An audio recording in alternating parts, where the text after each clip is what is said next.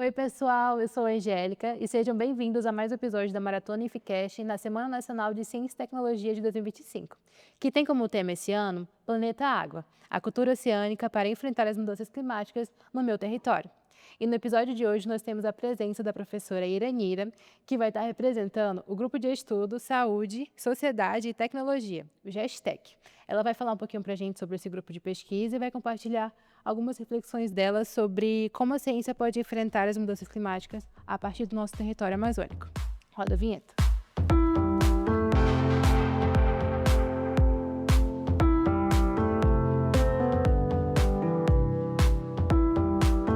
Professora, seja Oi. bem-vinda.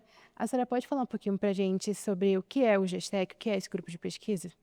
Então, o GESTEC, ele é um grupo de pesquisa organizado em 2015, então a gente está no 10º ano de existência.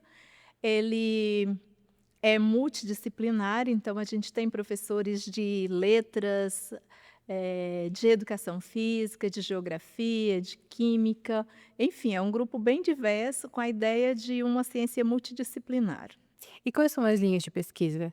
Nós temos atualmente 3 linhas de pesquisa: educação física e saúde escolar, ferramentas avaliativas em educação, saúde e qualidade de vida e sociologia urbana. E vocês atualmente têm quantos projetos sendo desenvolvidos? Nós temos atualmente, vários projetos de pesquisa, vou citar alguns deles. Ah, o primeiro deles é em parceria com o professor Célio Borges, da Universidade Federal de Rondônia, que se chama Análise do Laboratório Pedagógico na Formação de Acadêmicos de Educação Física e de Pedagogia na Unir. Tem um em parceria com uma orientanda minha do mestrado em Educação Profissional e Tecnológica, a Leidiane Pereira, denominado A Visita Técnica enquanto Estratégia Pedagógica na Educação Intercultural.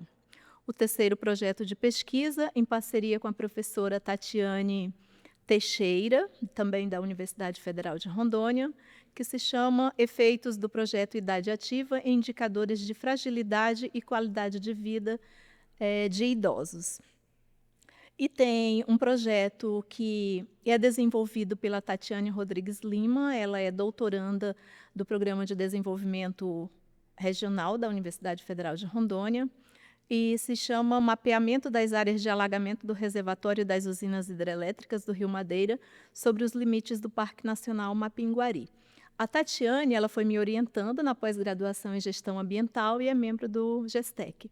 Então, é interessante também a gente ver que esses estudantes que chegam aqui, seja no ensino médio, no ensino superior e na pós-graduação, eles continuam com um vínculo com a gente a partir do grupo de pesquisa. Esse é um papel importante também dos nossos GPs. Qual é o envolvimento? Oh, perdão. Desculpa, ainda tem mais 2 projetos muito importantes que eu comente, tá, Angélica? Esses 2 projetos, eles são desenvolvidos pela professora Graziele Tejas e pelo professor Reginaldo Martins. Um deles é o uso e cobertura do solo e a caracterização morfológica da bacia hidrográfica do Igarapé Tancredo Neves, aqui em Porto Velho, e o outro, o uso e cobertura do solo e o escoamento superficial na bacia hidrográfica urbana do Igarapé Tancredo Neves. E qual é o envolvimento dos estudantes aqui do Calama nessas pesquisas?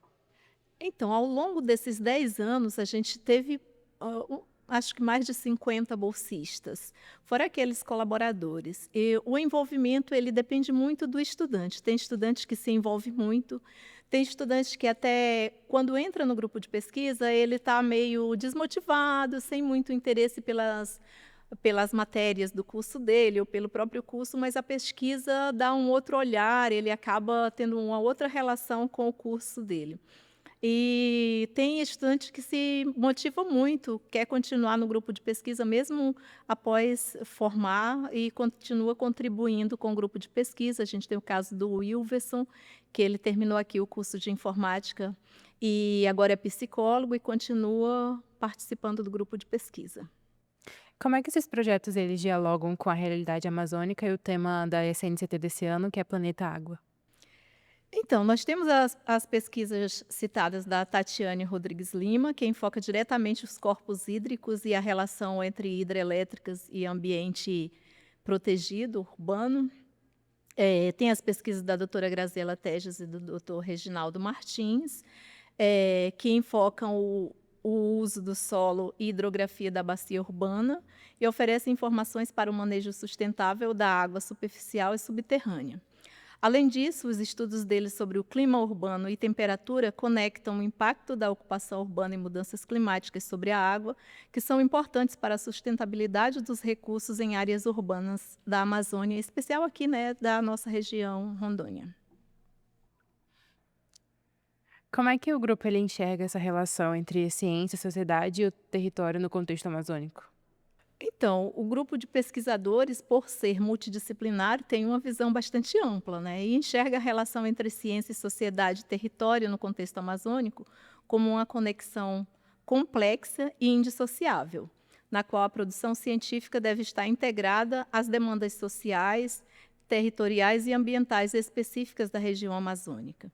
Então, a ciência nessa região, ela deve dialogar diretamente com as comunidades locais, respeitando e incorporando os saberes tradicionais para uma gestão socioambiental efetiva que garanta a sustentabilidade do território e o bem-estar das comunidades. E de que maneira a água e as mudanças climáticas elas aparecem nas práticas culturais, nas sociais e educativas que vocês pesquisam? Então, as pesquisas indicam que a água e as mudanças climáticas são elementos centrais que atravessam as práticas culturais e sociais amazônicas. Ao mesmo tempo em que demandam iniciativas educativas que buscam fortalecer a consciência ambiental e a capacidade comunicativa de adaptação e de mitigação dos impactos dessas mudanças na região.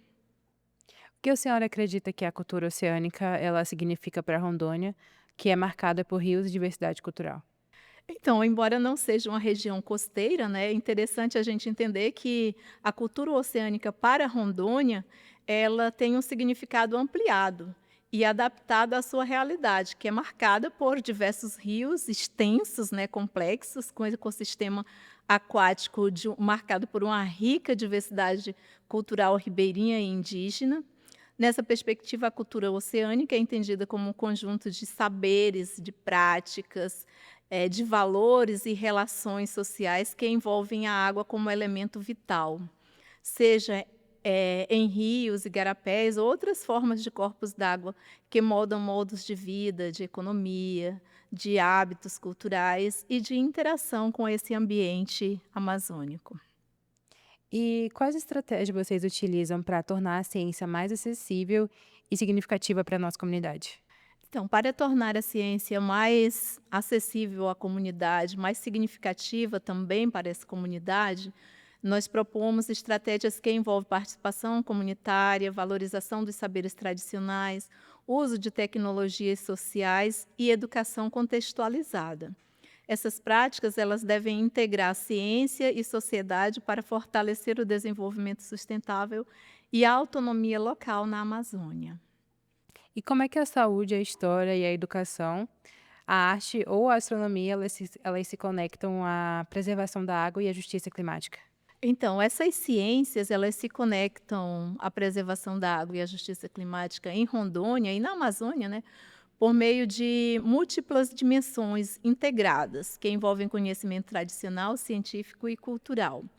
Essas áreas do conhecimento, elas se articulam para reforçar a preservação da água e a justiça climática, integrando saberes tradicionais e científicos, experiências culturais e educação, pela construção coletiva de um território sustentável e justo na Amazônia e Rondônia, o que ainda se encontra em processo de construção. E é interessante que a academia e as comunidades elas estejam mais interligadas nesse processo construtivo.